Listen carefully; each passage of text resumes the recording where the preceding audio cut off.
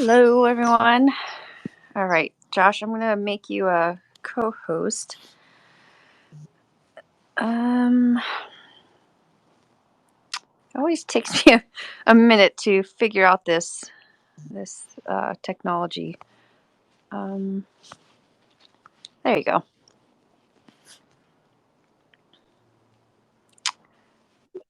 You on? Say, come on now. We've done this like 3-4 times now. Give me a break here. I'm aging. I'm getting slower by the year. That's funny. How's everyone doing tonight? It must be cold where you live right now, because it's cold where I am, and I live in a hot place. Yeah, you know what? It actually rained where I'm at in the past couple of days, and not just Oh, like, did it? a little drizzle. It was like heavy rain. Pouring. Yeah. Oh, wow. Yeah, it's cold up north, right? Mm-hmm. Yeah, that's what I remember. Every time I go up north to visit, it's freezing, especially for my LA blood. Yeah. Yeah, it can get hot too, but I'm sure that doesn't Yeah. bother you because Yeah, I've in California, I've lived in most of my life. I've lived in hot places, so anytime it dips below 75 degrees, I'm in a sweater. If it's mm-hmm. 60s, I'm in a parka. So, I feel yeah. you. I'm in or I used to live in the Bay Area. I grew up in the Bay Area, so it's like Uh-huh. pretty similar weather. I do not do well in the cold. I do okay in the hot. And Mm-hmm. my wife and I are actually looking at moving to Las Vegas maybe sometime in the next couple of years. So Oh, that are would you be now? nice. Yeah. That's gonna be hot all the time. Yeah, yeah, that's I think the extreme heat is something that I'm a little nervous about, but Yeah. it's an awesome place to be. I mean, there's a ton of like Yeah. financial YouTubers that live out there. I'm Oh, pretty really? sure CNFT will be held there consistently each year, Right. so I'll be right there. Yeah, I lived in Arizona for a couple years, and I think it's pretty comparable when you talk about heat in Oh the gosh, summer. yeah. It just feels like when when the oven's on and you open the door and this blast of heat just hits you. That's how it feels like when you open your front door or your Yeah. car door and you step outside. It's just this blast of heat. So yeah.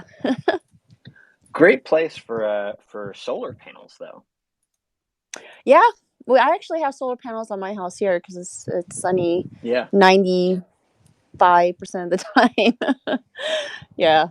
I love my solar panels. Anyway, I'm sure everyone doesn't want to hear about our solar panels. Nonsense. They keep coming back. I know, right? It's fun. 3, 10.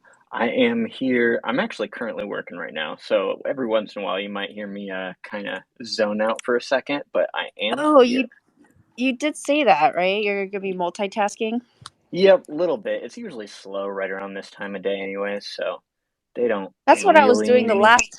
the last Twitter space. I was driving my car and trying to go to my client's house in traffic. Well, that's our life in this space, right? Kind of deal with real life and the metaverse life.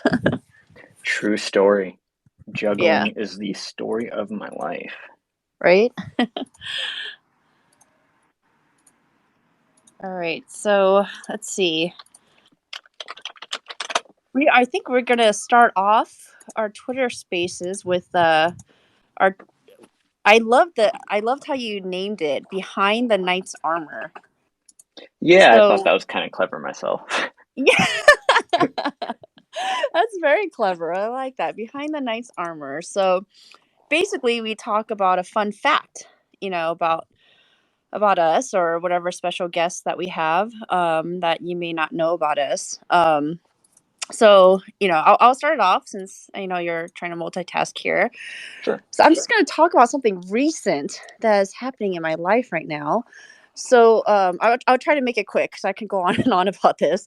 But my husband, he, all his life that I've known him, I knew that he hated the sound of eating. Like, hates it. Music has to be on. I can't eat chips in the car. He just goes berserk. So I thought that was a weird quirk about him. Well, we have a daughter now, and she's 14, but about 2 years ago, she started exhibiting the same signs. And I was like, oh my gosh, it's genetic. So I started Googling like crazy and find out it's actually a neurological condition called misophonia. And she is the same way as my husband, hates the sound of chewing, anything that comes from the mouth, sneezing, chewing. She's actually worse than my husband because she hates the sound of breathing. And There's apparently a misophonia association, and the major speaker for these associations, she lives not too far from me, and I contacted her. And now, we're going to start having therapy sessions for my daughter to help cope with this, but it triggers a flight or fight response. And you feel rage every time you hear chewing sounds. So yeah, I thought that was very interesting. And I had my first appointment with this therapist today with my husband, and she said that across the board, some of the people have common traits. People that have misophonia, and the first thing that she said is people with misophonia are very smart. I was like, oh, that's nice to know. My daughter does get straight A's, so gotta brag about that. Yeah, that is so funny and so interesting how like random crap like that ends up like coming with some kind of like positive side effect. Yeah. Right. That is a positive spin that Hmm. people with this condition are very smart. Also You know, anxiety ridden. yeah, I guess on that note, actually, I'll go ahead and follow that up with I was going to share something different, but you made me think of something. Okay. I My entire life, I had no clue because I had never seen a professional or anybody like that. But as it turns out, in my adult life, just in the past like few months, actually, I recently found out that I have a legitimate, not one of those joking diagnoses of ADHD. Um, and I mean, it's pretty high functioning because Uh-huh. I'm able to do stuff. I'm able to produce YouTube videos and work and all that stuff. So How that did you come across as like in adult life? so my wife is actually a therapist. She works in the mental health field, Oh, and okay. yeah, she kind of noticed some of my tendencies and suggested that I go and see a psychiatrist to check it out. And as it turns out, You do. there it is. Yeah, and that Oh my that comes gosh. along with the positive side effect of, I guess, people with ADHD tend to be more what trait would you call it? I don't know. They tend to build businesses more often. They tend to um, be more successful generally, and I think that's because Interesting. of the like we get fixated on things and we get obsessed with things and we just pursue them relentlessly. So That makes yeah, sense. That yep, totally makes sense. that's me. That's awesome to know that they're highly successful, and I see that because I'm thinking about the people that I know that have it, and they are very highly successful. Hmm. Oh, hey, it looks like our guest has come in. Joined. Yeah, he's requested speaker. I don't know how to Oh, approve there you him. go. Okay, give me a second. I'm just kind of slow when it comes to technology. Okay. All right, there you go. Got it. So we have a special guest today. It is Benjamin, Once he and gets connected, we'll fill him yeah. in on what we're doing here. Ben, you there? Hello, hello. Yes, sorry, I'm here. There we go. Hi. Hello, good morning. Mm. Good morning. Good afternoon. Good night. Yeah. Hello, world. Yes, exactly. So Ben, we were just kind of rolling out this new thing that we're trying out We want to get our roundtable more acquainted with the community because we don't always have time to interact and get to know one another. And as we're having guests come on, we're doing this thing that we're calling Behind the Knight's Armor. And that's where we have our special guest share some kind of fun, interesting fact about themselves that maybe the general cryptocurrency doesn't know about them, or that we in the community don't know. So if you've got something in your back pocket, I know I'm springing this on you right now, but if you've got a fun fact that you'd like to share about yourself, we'll go ahead and kick it off with that. A fun fact. A fun fact. It's a good question. Is it related to crypto? Yeah, I guess. No, it doesn't have to be. Yeah, I mean, we both shared weird random things related to mental health stuff, so Yeah. it can be whatever you want it to be. Whatever you want to. Okay.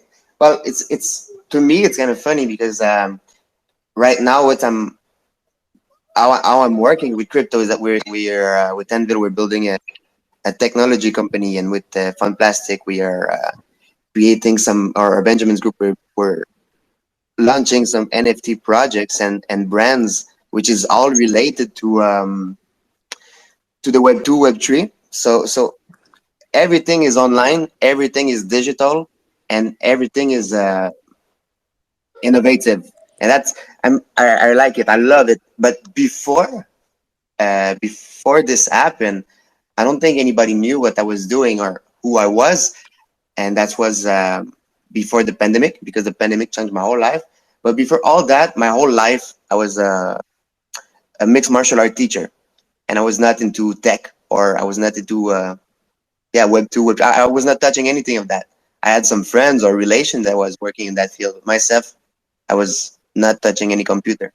So yeah, that's to me that's a fun fact, because it was a complete change of life, because I had to adapt with the reality of the pandemic. But yeah, that's my fun fact. That's so cool. You know what's hilarious is the fun fact that I was gonna share about myself before I got into the ADHD thing is that I also used to teach martial arts back in the day. Wow. Both of you guys. I'm not a black belt. I almost got there, but I was an apprentice teacher in kind of like a sort of like a mixed Taekwondo style. What That's style cool. did you teach in? Me, my specialty is in jiu-jitsu. Nice. My daughter is in jiu-jitsu. She's been doing it for 5 years. Oh, nice. I hope she likes it. How old is she? I think she's 14.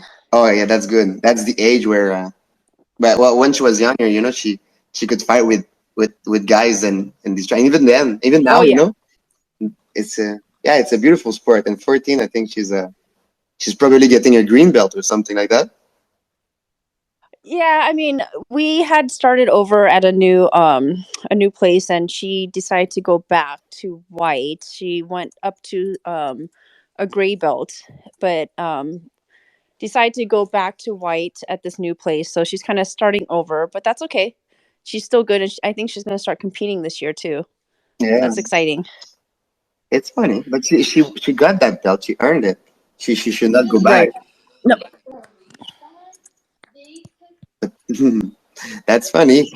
Yeah, so you were more like in Taekwondo, Josh? Yeah. I was is Taekwondo. My dojo was very non-traditional, which is funny because Taekwondo I know is a very traditional martial art, but he was more about practicality. So he integrated a lot of different styles, but it was based around Taekwondo, around just general self-defense. That's pretty cool. You have to be very agile for that one. I like it. It's a beautiful sport. Yeah, I was once. Agile. It was a while ago. I guess now that I look at the calendar, that must have been half a decade ago. That's crazy. Time goes fast. But yeah. Anyways, we're kicking off that whole behind the knight's armor thing because we want to get more of our roundtable people acquainted with the community get that out there so that the people of the Knights of Cornucopias know who is leading them. So I have a few questions lined up for you. You can tell us a bit about yourself, and you kind of already touched on this first one already, but I want to know the connection between martial arts teacher and working in crypto. How did that happen? How did you discover crypto? And then how did you discover Cardano and then Cornucopias? Oh, it's a good question. Back a few years ago, when the pandemic hit, everything was shut down. So I lost all my customer. I lost the work for a short period of time in my mind. So I simply decided to enjoy, because in I was living in Canada. In Canada, you had something called PCU, where you had to receive a little amount of money so you could survive. So it was not like a very stressful situation, but it was more like, okay, guys, stay home, be careful. We're gonna get through that very soon. But the problem is we kept some things open, something closed, and then it never stopped. After a month or two, you start to realize that you can enjoy, but you're wasting your time, and at that stage, I say, okay, let's try to find alternative, or just let's try to learn about economy, because when you don't, in a period of time where you start to learn to lose time, and you lose your revenue and your good years, you're like, okay, if I lose 1 year or 2 years between 20 and 30, that's a big amount of time where I want to dedicate some time in working. So you're questioning yourself, and then I don't know how, I don't know why, but I started to learn about economy, but when I say learning, it's like full time. It was just like watching a YouTube video, but I went deep, and one day I found a Bitcoin video, and everybody knew about Bitcoin. I knew about it, but I never went deeper. I was just like, oh, that's Bitcoin. It's a token. I didn't understand. And then one day, so I guess with the YouTube algorithm or something, I got the video from Charles Hoskinson, and that's where everything changed. That's where I start to understand it, like how it works, or how the vision, or everything, because the way you phrase it, the way you explain it, the use case, the utility, I was like, oh, that's a beautiful way to say it, and now I can understand why crypto has a chance or as a real use case. And from there, I started to watch all his video, and then learn from other people that was related. So Cardano was like my first investment. I tried to learn about other blockchains and see which one would be the most successful in the coming years. I wanted to see the technology. I wanted to see how it was developed, and I wanted to see the community aspect as well. And everything led me to Cardano. So that's where I went. I went in. At first, it was just investment, because I thought I could generate some revenue from my investment. But after I would estimate a year, everything changed in my mind. There was success because I invested very early in Cardano, and then when there was a small bull run, I realized I made some profit, and I was like, oh man, am I just leeching the success of the blockchain? If I want to be part of it, I don't want to just be like, okay, it's gaining traction, I get my money out, but I'm not helping the ecosystem at all. So that's where I started to build some project on my own. And then I invited some friends or some people that I trusted, and we built some projects, some cool stuff. And by building some cool stuff, I was looking at everything building on Cardano, and I won. There was some typhoon in December in the Philippines, and since we had a quite successful project, a lot of people asked us how we could help, or how we could make an impact there. And what? Sorry if it's long, but I think it's a worthwhile story. Um, there's one guy who came to me. He's like, "Man, don't send money to the Philippines. Join us, and we're gonna make a movement here." And I really trust this guy. And what he was offering us, he said, "Get the money, so like make a sale or something." So we made a charity sale with all the artists we had, and we made some amount of ADA. And he said, "Send the ADA to me, and we're going to convert it to Axie token, which was, I think it was love potion or something like that. And in the Philippines, everybody's playing Axie or was playing Axie. It was a very profitable business for them. And all the small shops on the road during the typhoon, they accepted this token from Axie, which meant that instantly we could send the money, they could spend it anywhere to get water or something, and they could send us the proof. And that's where I was like, oh, okay, there's a real use case on how to help to. It's a game, I understand that, but it's a game that the entire population accept right now. Your mother would accept it in the Philippines. And from there, that's where I started to look at cornucopia, and I understood a different way of how it could work, because it would be the game on Cardano. It can be scalable, it can be cheaper, and then like they're doing some good thing. Like you can play to learn. It's free as also, so you can get the mass adoption. But on the other side, you can also generate revenue from your lands. You can have some people working with you for you. I thought the model is very elegant, and after that, now it's more like I know the quality of the team is very very impressive.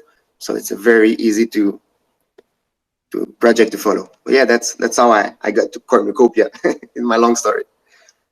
No, you're absolutely right. That was definitely worthwhile. I had no idea that like there had been like a actual physical economy that had developed in the Philippines where they were actually using crypto as a medium of exchange there.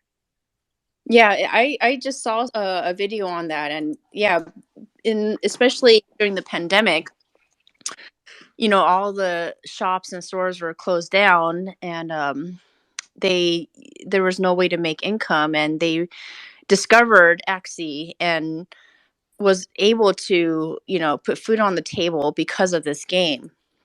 And I think that's amazing that Benjamin's group, Benjamin's Club, was able to send money to the people there and help them, through Axie tokens. That's incredible. That's super cool. And it's I feel like it's a whole different perspective about like what cornucopias could be, Like, I mean, Axie Infinity, it didn't take that long to get off of the ground and proliferate to people around the world. And in the foreseeable future, cornucopias could be a place where businesses are built in that metaverse and people actually use Kopi as a medium of exchange and Absolutely. in little miniature economies. That's super cool to think about. I love that. It's super cool, super exciting. Absolutely. Yeah. Okay, so Ben, next question. You are listed as the Knights of Cornucopias technical officer. What do you do in this role? What do you do for the Knights of Cornucopias, and why and how did you end up in this particular role? Yeah, so as technical officer, I would give my suggestion on what we should do or what we can do with the technology of Cardano, because there are some possibilities on our blockchain that we can't do anywhere. Also, I'm very connected in that sense that we are building our own technology company outside of the Knights. So I have some vision that I don't think many people can have in the NFT space right now. You need someone very aware of what the community wants, and also of if we can build it. So that's very interesting aspect for that. And what was the last one? Just remind me. It was the third one. Oh, no, I was just generally asking like what it is that you do with as the technical officer, and I guess also how you ended up in this role with the Knights. Yeah, this is interesting because I maybe Juju, you can help me. I remember I was seeing some guilds, and I was seeing some guilds pop up in the cornucopia, and I was trying to be a little bit more invested. And since I really really liked the project, it was one of my top project at the time that the guilds were popping up.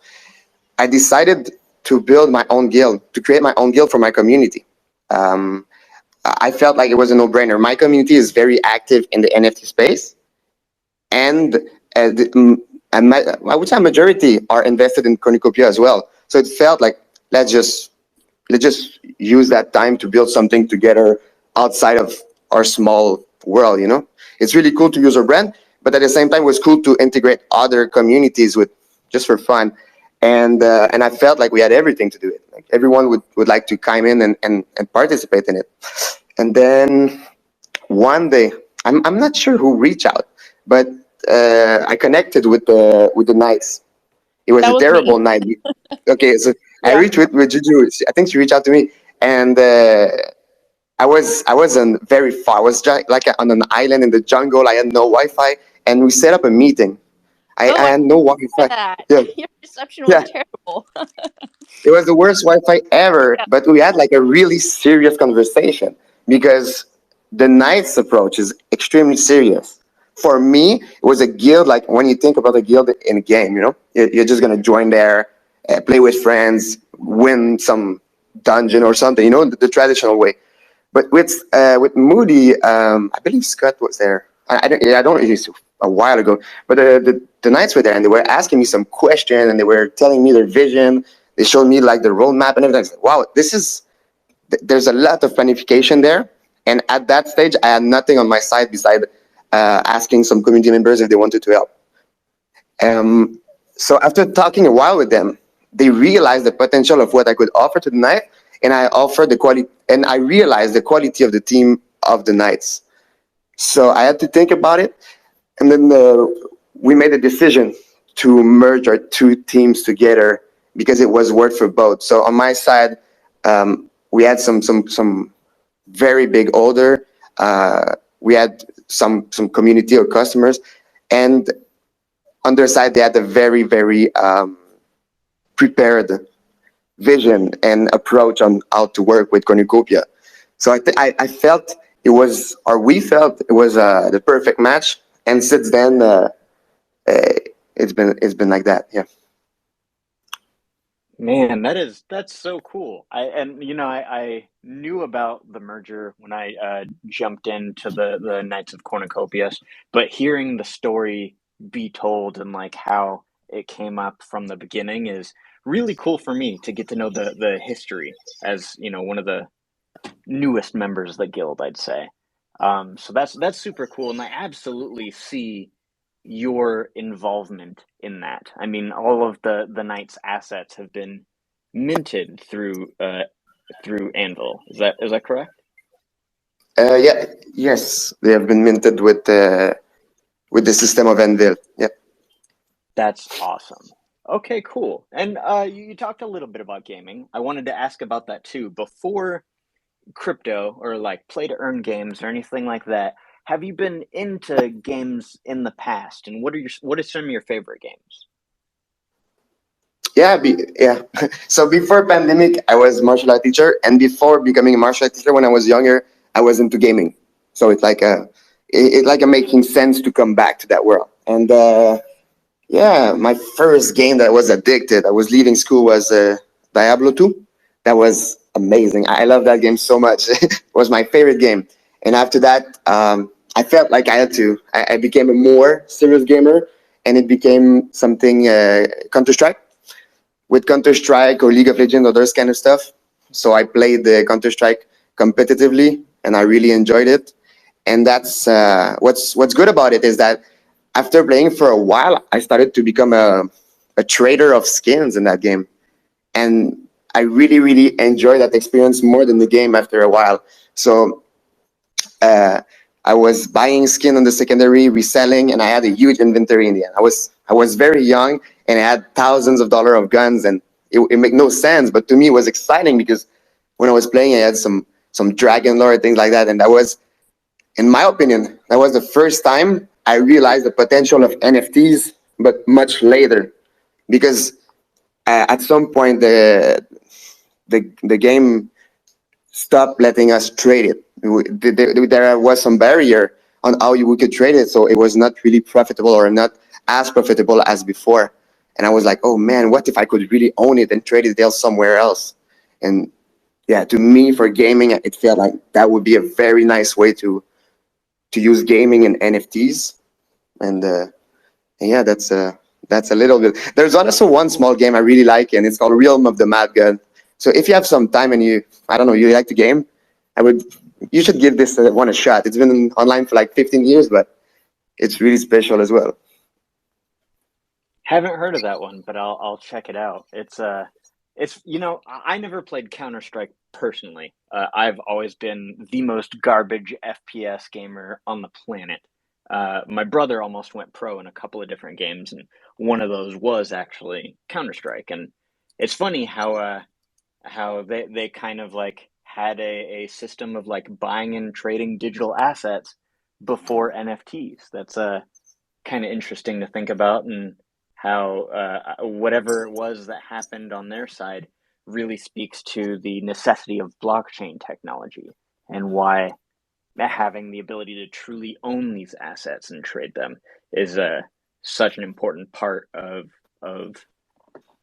human freedom, really. Yeah, so that's cool. Thank you for sharing that. I have one more question for you, kind of tying together all of this talk about crypto, cornucopias, and gaming. In your wildest dreams, in your vision of what you hope the Knights of Cornucopias to become, what would that look like? Tell me what you see the Knights of Cornucopias being in a world where Cornucopias is fully launched and there's millions of players on board. How does the Knights fit into that? Well, I would hope, for myself, since a couple of months ago, I moved to Southeast Asia, close to the Philippines actually, because I wanted to see how the life is here and understand the reality. And with the Knights Guild, I would really like if we can build a model because right now the model is very smart, but there's no game, So what can you do if there's no game? Well, you build a system where owners, so people who invested early, can take a position and they can sit off. Because if somebody buys many lands, he's not going to be able to work on all of them. So I hope with the Knights, now we're building a system for the people who invested. But I hope that we can find a system where we can get mass adoption from people where they make less money than the money you can generate on a game like that. And we help them to translate, understand, educate them, and help them to use the lens and work on that game. And I say work, but more like play. But if you play to earn, it's like a mix of both. I believe it can be work as well. So, but I hope we can find a platform to change the life of many people. And yeah, so where I am right now, the people are getting about $10 per day. So if we can build a model that generates them $20 a day, we're going to change their whole life. And it's not one person. The places like that have billions of people or hundreds of millions of people. So if we can change the life of, I don't know, 20 or 10,000 people, or even one person, just by this guild, to me, we won, that just, if we can have that kind of impact. So now it's mostly about which system we can build and which community we can help. Because,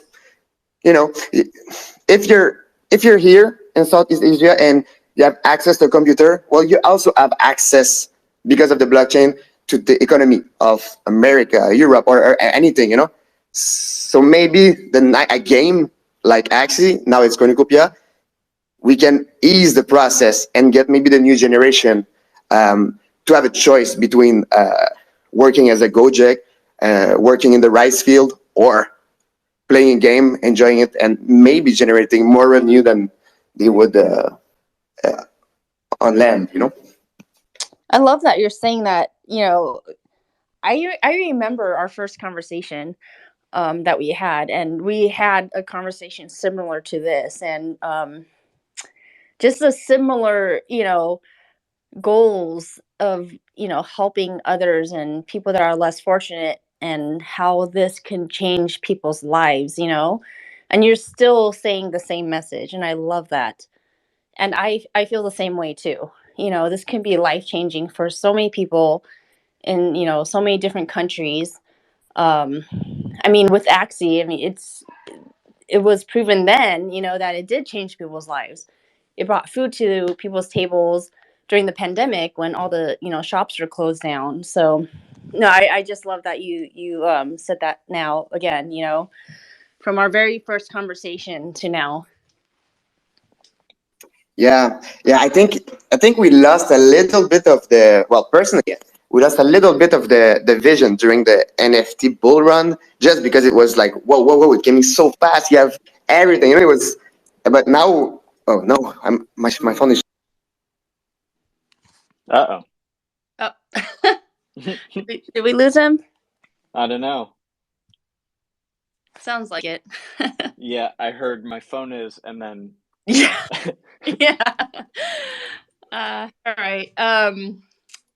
Well, Ben, if you can hear us, I think you were a fantastic first guest to have on as from the round table. I love what you brought to the table. I love the framework that you put into it. It makes us sound so much more than a gamers guild. Right. We've got a bigger mission. We're trying to change lives here. We're trying to make a difference in the world and the lives of our members, and that's super cool to be a part of. I love that. Absolutely. And I just want to say, I know a lot of the listeners here right now are from our guild and have been with us for a long time. And, Benjamin is not active in our Discord. He doesn't chat. Like, we come on and say hi, good morning.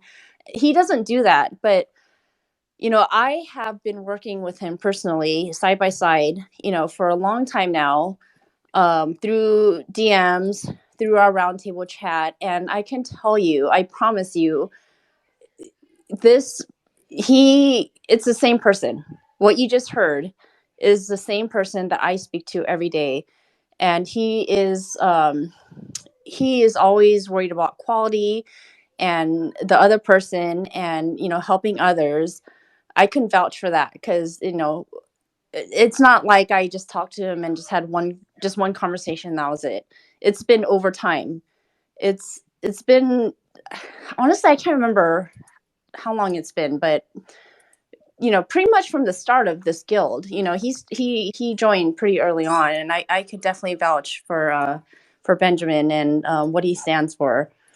So what you heard today is definitely who he is as morally and and what he stands for. Yeah. All right. Well, Oh, with he just again. oh, he came back. Yeah.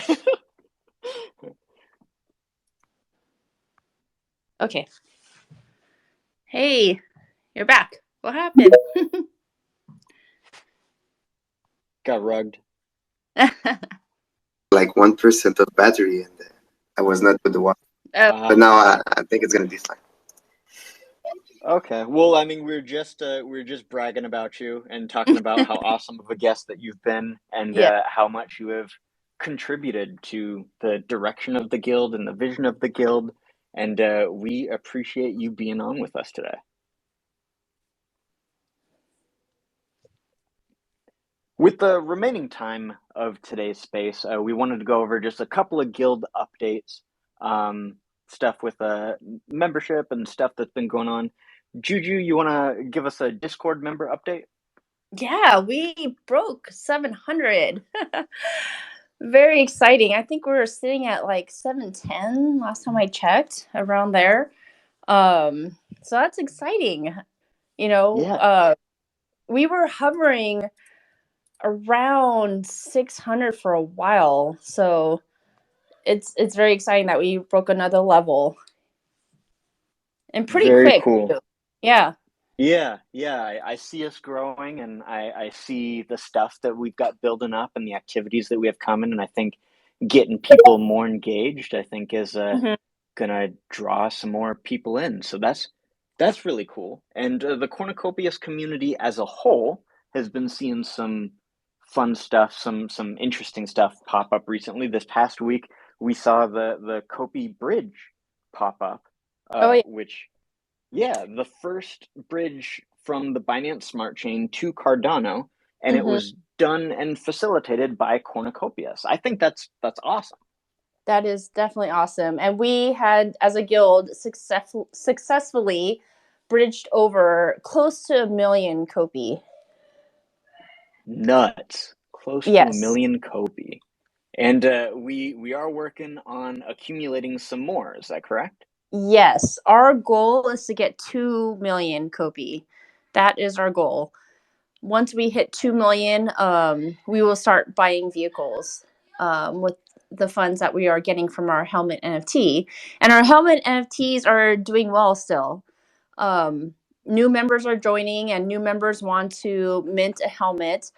They're learning about our complete night series and want to accumulate so they can mint a complete night. So people that are not familiar with our complete night series, with each NFT that you accumulate, eventually you can burn it and mint a complete night. And that complete night will hold all the utility of each NFT that you burn. Um, so far, we have the shield that's tied to land. We have the sword that's tied to domes. And then we have our helmet that's tied to our guild copy that we're accumulating right now. Awesome. And I did check a couple hours ago, but I forgot already. The helmets are still minting. You can mint them for 115 ADA. How many have we minted so far? Last I checked, oh my gosh. I think we were, oh my gosh, can someone rune block? Do you guys remember lava? Hang on, I'm pulling it up right now. I remember off the top of my head. Grab the I wanted policy ID. I don't know. Can you do a quick check on the computer? I'm not on my Yeah, computer. Cardano scan says 602. That sound about right?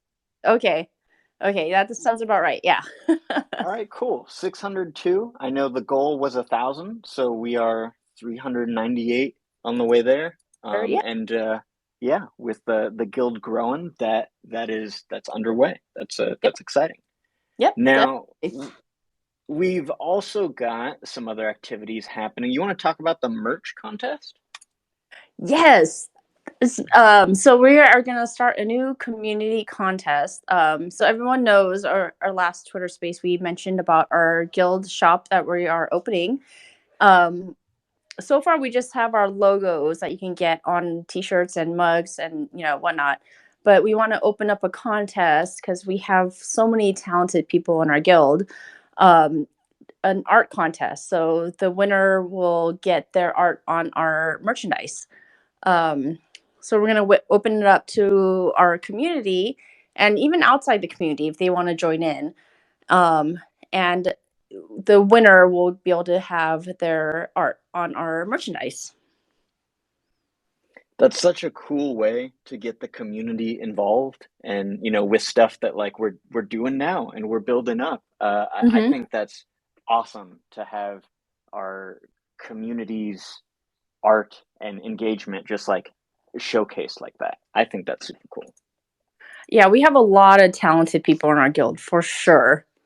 Definitely. A lot of artists.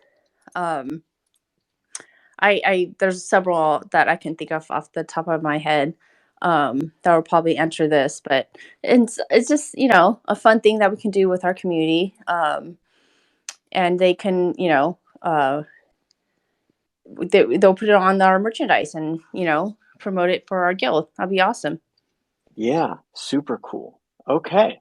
And then the last thing that I have on the agenda is updates for Cardano Catalyst. I'll go ahead and talk about what we have going on there. The first presentation is ready. We're gonna go ahead and kick that off this Saturday. Looks like that's the one that had the most votes. And the usual time when we have our Knights Tavern talks, our Knights Tavern Twitter Spaces, we'll probably just take up that time with the first Knights Catalyst Committee presentation, and we'll talk about how to get involved with Cardano Catalyst. And like I said last week, this presentation should be the only one that you need in order to participate in Cardano Catalyst. Even if you miss every other presentation that we're going to do, and there is going to be a few. I've got a few ideas for stuff that we can start working on things. But if this is the only one that you catch, you will know how to get engaged with Cardano Catalyst. You'll be prepared, know what to expect, and what tools that you have accessible to you. So yeah, look out for the announcement on that, on what the specific time is going to be and where that's going to be. That's probably going to be right in the Discord, right? Is that usually where? Yeah, we want it to be easily accessible, to all our members. I would think if it's uploaded to YouTube, then we could just post a link, right? Yes. Yeah, it will also be recorded, and you'll be able to catch the recording on YouTube. It'll go right on the YouTube channel. Are you going to do it live also? Yes. Yeah, the presentation, I'm going to do it live, and then, that'll open up the possibility for questions if people have them, or people just want to, talk about what to expect that I might not have covered. So get a little personality there. Yeah, so it should we should have it in our voice channel, right? Voice chat. Yeah, voice chat will work great. Does voice chat allow you to show slides, to show your screen? Yes, absolutely. Perfect. Yeah, you could present. Okay. Yeah. Fantastic. Yeah. So Saturday, right? Yeah, Saturday. It'll be Saturday, the normal times that we've been doing these Nights Tavern talks. I will set a specific time on the Discord, and we hope to see you guys there. I'm excited to kick this one off. So many people are excited about this. A lot of people have been, chatting about it in our general chat, saying they want to be involved, and people that wouldn't have or didn't feel confident in doing it are now excited because we are doing it together.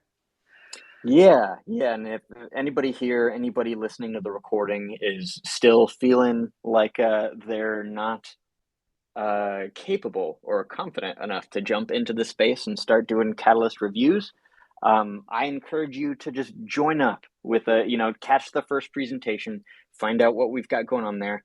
I am here to coach you through it, to help you to understand, to know what to do, and to, have all of the tools that you need to be successful in it and earn some extra ADA along the way. So that's the value that we're trying to contribute, not just to the Knights, but to the general Cardano space. The recording will be there on YouTube so that you can catch the replay there, and that'll be accessible for anybody too. So if you know anybody out in the community that wants to get involved in Catalyst, you can relay that video to them too. That's so exciting. I'm excited for sure. I'm overjoyed. I'm thrilled. I can't wait for it. And I hope to see you guys there. I think that about does it for this talk, right? Yeah, I think so. Any questions? Right. I want to open up for any questions in case anyone has any. Usually we don't. All right, I think we're good. Cool. Well, on a final note, oh,